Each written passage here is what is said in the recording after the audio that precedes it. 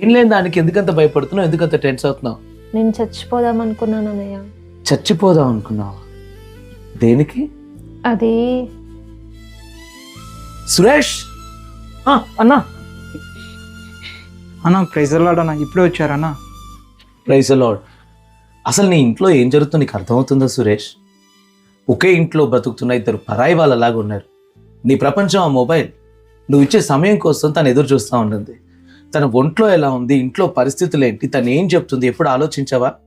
ఆ మొబైల్ నీకు గుడ్డితనాన్ని, చెవిటితనాన్ని కలుగజేసింది. ఈ ఇంట్లో మీరిద్దరూ ఉన్నా, భర్తగా నీవు ఉన్న ఒక అనాథగా తను బ్రతుకుతుంది. ఆ ఆవేదన తట్టుకోలేక చచ్చిపోవాలనుకుంది. ఈ మొబైల్ ఒక అదృశ్యమైన సంకెళ్ళుగా నీ కళ్ళను, చెవులను బంధించింది, నీ మనసును బంధించింది, నీ ఇంట్లో ఏం జరుగుతుందో అర్థం కానీకుండా చేసింది. మరి కాస్త ఆలస్యం అయి ఉంటే నీ భార్య ఆత్మహత్య చేసుకుని చచ్చిపోయేదయ్యా. అన్నా ఐఎమ్ సారీ అన్నా, నాకు తెలియకుండా జరిగిపోయిందన్నా. సారీ సంధ్య. సంధ్య, సమస్యలు అందరికీ ఉంటాయి.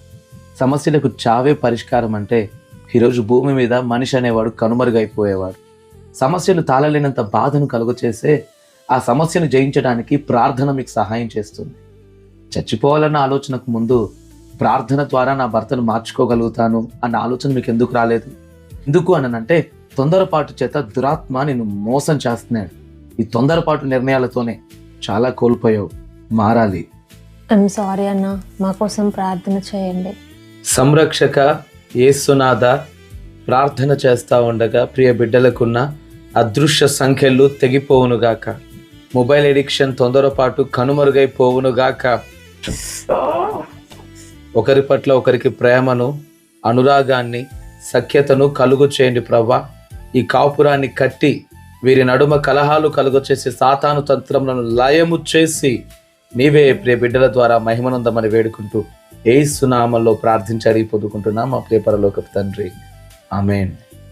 థ్యాంక్ యూ సో మచ్ అన్న. వందనాలన్నా.